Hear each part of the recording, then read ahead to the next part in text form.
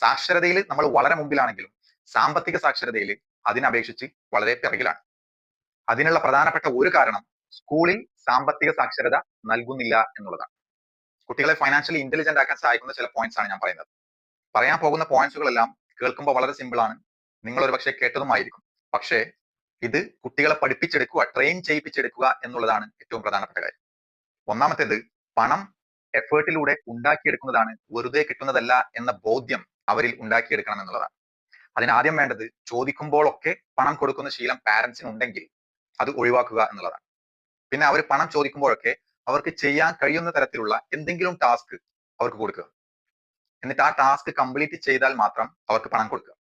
ഇങ്ങനെയാകുമ്പോഴുള്ള ഗുണം എന്താണെന്ന് വെച്ചാൽ, ഒന്ന്, അവർക്ക് എഫേർട്ടിലൂടെ പണം കിട്ടും എന്നുള്ള ബോധ്യം വരും. രണ്ടാമത്തേത്, അനാവശ്യമായി പണം ചോദിക്കുന്നത് ഇല്ലാണ്ടാവും. കാരണം അവർക്കറിയാം പണം ചോദിച്ചാൽ എന്തെങ്കിലും പണി കിട്ടും എന്നുള്ളത്. ഈ രീതിയുടെ മറ്റൊരു ഗുണം എന്താണെന്ന് വെച്ചാൽ, പണത്തോടുള്ള റെസ്പെക്ട് അവർക്കുണ്ടാവും എന്നുള്ളതാണ്. പണത്തിന് കൊടുക്കേണ്ട വാല്യൂ അവർ കൊടുക്കും എന്നുള്ളതാണ്. അത് വെറുതെ കിട്ടുന്ന സമയത്ത് അതൊരിക്കലും ഉണ്ടാവില്ല. ഇനി കുറച്ച് മുതിർന്ന കുട്ടികളൊക്കെ ആണെന്നുണ്ടെങ്കിൽ അവർ വലുതാവുമ്പോൾ ബൈക്കിന് പണം ചോദിക്കും, ബൈക്ക് വാങ്ങാൻ വേണ്ടി പറയും. അത്തരം സന്ദർഭത്തിൽ പകുതി പൈസ അല്ലെങ്കിൽ ഒരു നിശ്ചിത തുക മാത്രം അവർക്ക് കൊടുക്കുക, ബാക്കി തുക അവരോട് തന്നെ ഹലാലായ മാർഗത്തിലൂടെ കണ്ടെത്താനായിട്ട് പറയാം. അതല്ലെങ്കിൽ കടമായിട്ട് അവർക്ക് പണം കൊടുക്കുക, എന്നിട്ട് ഒരു നിശ്ചിത സമയത്തിന്റെ ഉള്ളിൽ തന്നെ അത് തിരിച്ചടക്കാനും പറയാം. ഇങ്ങനെയൊക്കെ ഇപ്പൊ എങ്ങനെ മക്കളോട് ചെയ്യാന്ന് ചിലപ്പോൾ നിങ്ങൾ ചിന്തിക്കുന്നുണ്ടാവും. പക്ഷെ ഇങ്ങനെയൊക്കെ ചെയ്താലേ കാര്യങ്ങൾ നടക്കും. No pain no gain.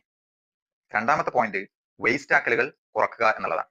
അതായത് ഭക്ഷണമൊക്കെ വെറുതെ വേസ്റ്റ് ആക്കുന്ന കുട്ടികളുണ്ടാവും, ടോയ്സ് ഒക്കെ വെറുതെ കേടുവരുത്തി കളയുന്ന കുട്ടികളുണ്ടാവും. അപ്പോൾ അങ്ങനെ കേടുവരുത്തിയാൽ കോൺസിക്വൻസസ് ഉണ്ടാകും എന്ന് അവർക്ക് ബോധ്യപ്പെടുത്തി കൊടുക്കണം. കുട്ടികൾക്ക് നിങ്ങൾ ഒരു നിശ്ചിത തുക എല്ലാ മാസവും അലവൻസ് കൊടുക്കുന്നുണ്ടെന്ന് വെച്ചോളൂ.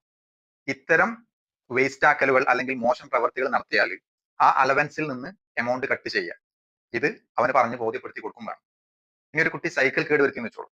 പുതിയ സൈക്കിൾ വാങ്ങുന്നതിന് പകരം ആ സൈക്കിൾ എന്ത് ചെയ്യുക, റിപ്പയർ ചെയ്യുക. അതിനുള്ള തുക അവന്റെ പോക്കറ്റ് മണിയിൽ നിന്ന് തന്നെ ഈടാക്കുക. അപ്പൊ അവന് മനസ്സിലാവും കേടുവരുത്തിയിട്ടുണ്ടെന്നുണ്ടെങ്കിൽ എന്റെ പോക്കറ്റ് മണി കാലിയാവും എന്നുള്ളത്.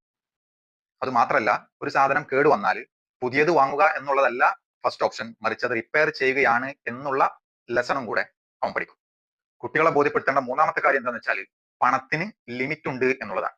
അതുകൊണ്ട് തന്നെ നിങ്ങൾ അവർക്ക് പണം കൊടുക്കുകയാണെങ്കിൽ വളരെ ലിമിറ്റഡ് ആയ എമൗണ്ട് മാത്രം കൊടുക്കുക.